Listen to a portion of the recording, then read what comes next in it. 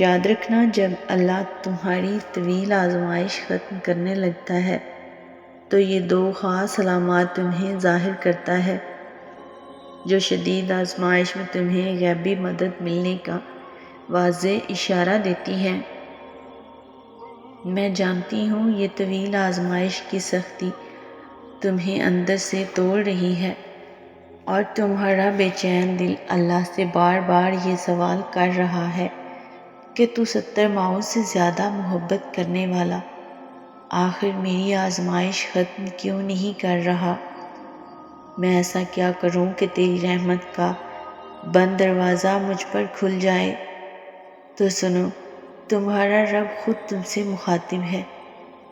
کوئی بھی مصیبت ایسی نہیں جو زمین میں یا تمہارے نفس پر نازل ہوتی ہو اور ہم نے اسے پیدا کرنے سے پہلے ایک کتاب میں لکھ نہ رکھا ہو۔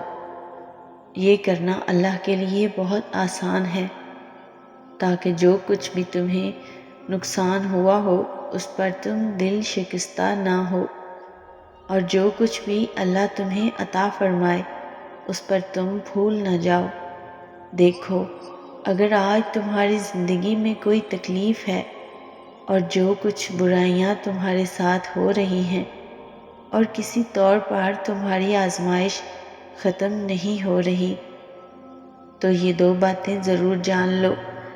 یاد رکھو، انسان کو فطرت کی طاقتوں پر تصرف کے جو اختیار بھی اسے حاصل ہیں وہ اللہ کے ہی دیے ہوئے ہیں، مگر تم یہ بھولو نہیں کہ کسی کا یہ بل بوتا ہے کہ وہ اپنے زور بازو سے کسی پر قابو پا سکتا ہے۔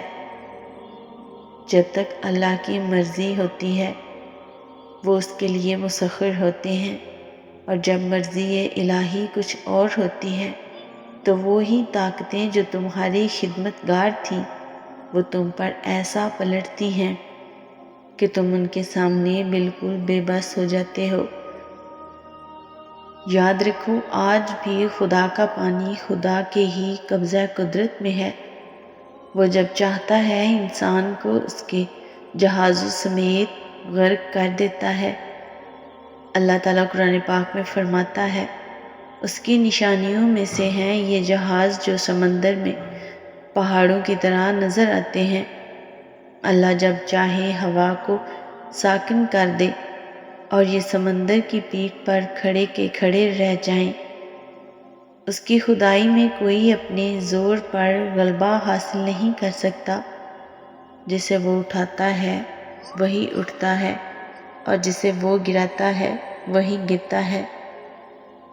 ہو سکتا ہے آج زمانے کی تیر اندازیاں تمہاری پشت کو زخمی کر رہی ہوں، اور لوگوں کے رویوں اور ان کی دل آزاریوں سے تم ٹوٹ کر رہ گئے ہو، یا کسی کے چھوڑ جانے کا دکھ تمہیں کمزور کر رہا ہو۔ تو یاد کرو وہ وقت جب نبی کریم صلی اللہ علیہ وآلہ وسلم اپنے صحابہ کے ساتھ شعب ابی طالب میں محصور تھے اور دشمن کی ایذا رسانیاں انہیں دل شکستہ اور غمگین کیے رکھتی تھیں، یہاں تک کہ اپنی محبوب زوجہ حضرت خدیجہ سلام اللہ علیہا سے جدائی کا دکھ ان کی روح تک کو زخمی کر گیا۔ اس وقت نبی کریم صلی اللہ علیہ وآلہ وسلم نے شدت غم سے اپنے رب کو پکارا، اے رحمان رب، تو سارے کمزوروں کا رب ہے اور میرا رب بھی تو ہی ہے، مجھے تو کس کے حوالے کر رہا ہے؟ اگر تو مجھ سے ناراض نہیں ہے تو مجھے بھی کسی کی پرواہ نہیں ہے۔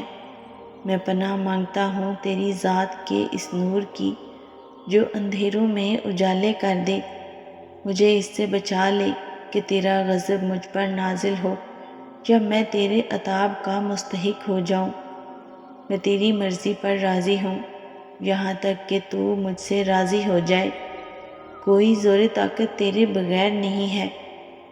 تو جانتے ہو میرے رب نے اپنے پیارے کی پکار پر تسلی دیتے ہوئے فرمایا، اے نبی صلی اللہ علیہ وآلہ وسلم، کتنی ہی بستیاں ایسی گزر چکی ہیں جو تمہاری اس بستی سے بہت زیادہ زور آور تھیں، جن سے تمہیں نکال دیا، اور ہم نے اس طرح ہلاک کر دیا کہ ان کا کوئی بچانے والا نہ تھا۔ بھلا کہیں ایسا ہو سکتا ہے کہ جو اپنے رب کی طرف سے صاف اور صریح ہدایت پر ہوں، وہ لوگ ان لوگوں کی طرح ہو جائیں جن کے لیے ان کا برا عمل خوشنما بنا دیا گیا ہو اور وہ اپنی خواہشات کے ہی پیرو بن گئے ہوں۔ یاد رکھو، اللہ کی بنائی گئی سکیم اور اس کی خدائی چال سب پر بھاری ہے۔ تم اپنی آزمائش میں خود کو کمزور اور مضطرب ہرگز نہ کرو۔ اللہ نے تمہاری ہر آزمائش کے پیچھے بہت بڑے بڑے صلے لکھ رہے ہوتے ہیں۔ بے شک